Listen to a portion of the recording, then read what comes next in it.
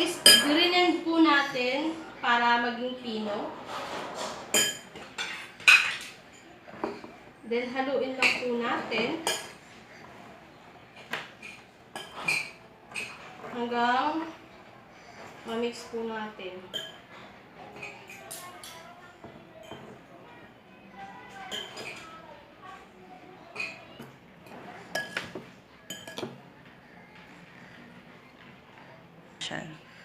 And then, add na po natin ang egg. So, kahit isang egg lang po siya, pwede na po. One egg. Then, haluin po ulit natin.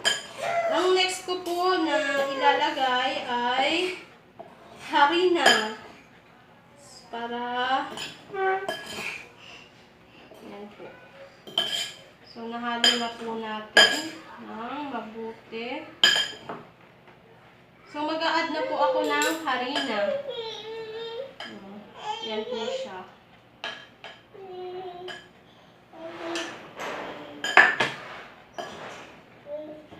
Kunting harina lang po kasi masyado po siya sticky na rin. So, para lang hindi masyadong madikit yung ating ano. So, ayan na po. Matatapos na po yung ating paghalo. So, ang gagawin ko po is babalot ko po siya sa wrapper. Pagkatapos natin haluin. So, ayan na po. Na-mix na po natin. So, ito na po. I-wrap na po natin ng large po ito. Lumpia wrapper. So, ayan na po. Uupo po ako. Medyo, yan na po. Depende po kung gaano, kung marami po yung ilalagay nyo. Kung mas malaki po yung at inyong wrapper, pwede po mas marami. So, gusto nyo depende sa inyong gustong laman.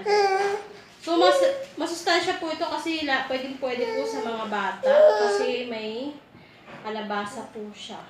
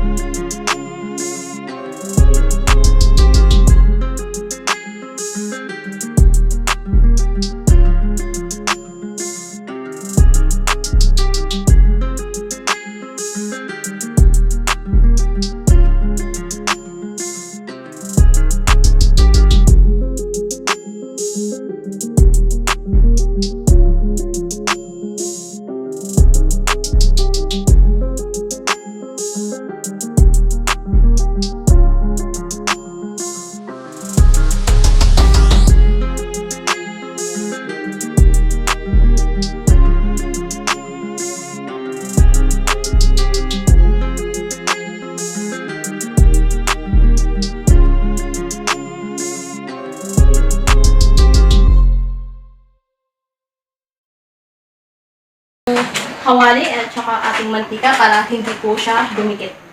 So, tayo lang po natin. So, ilalagay ko na po yung ating lumpiang kalabasa with salmon. So, ayan na po ating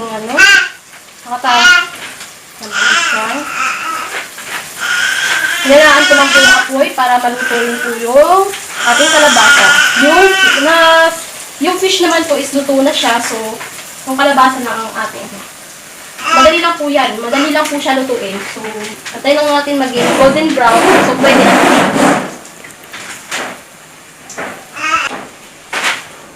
Antay lang po natin mga 3 minutes. So, para maging golden brown. Depende po yun. Kung gaano malakas yung apoy. So, antay lang po natin. Nakasal po ako yung apoy. So, ayan po. Antay lang po natin. Ayan po, babalik na rin na po natin kasi luto na po siya yung likod. Ayan po.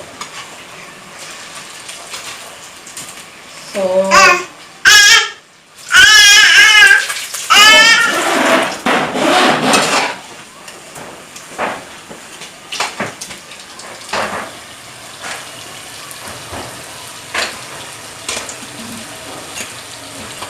ayaw niyang umikot.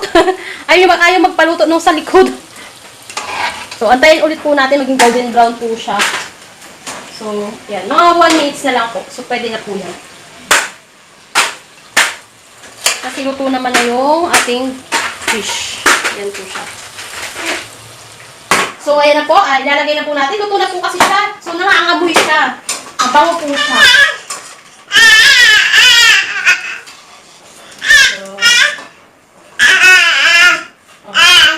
Nakakagutom po yung amoy niya. So, ayan po siya. Yan. Yan na po yung finished product. So, meron pa akong lulutuin. So, ito na po ang ating finished product na salmon with kalabasa. Ayan po. Affordable lang po siya. Pwede sa mga bata, lalo na kapag hindi ayaw kumain ng gulay. So, titikman na po natin ang ating nalutong Shanghai. So, marami po kaming titikim. Pwede niyo po siyang ikakat ng kahit sa half lang para hindi po siya masyadong mahaba. So, nag-crack siya. So, sa aking kapatid, eto po. Harap mo yung kamo sa mukha mo. So, anak, halika dito, try mo. Ayaw sumama ng anak ko. Galing school. So, ayan na po, titikman ko na po.